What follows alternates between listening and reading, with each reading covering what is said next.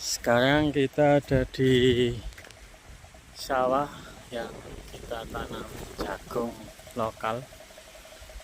Mudah-mudahan nanti bisa panen.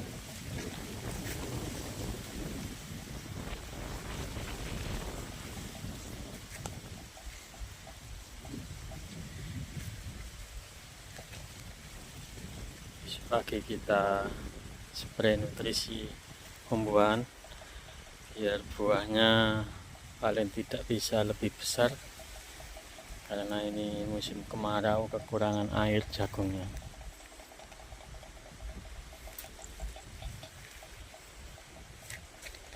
Dan kangkungnya sudah kering, ada bijinya juga, kekeringan, tak ada air.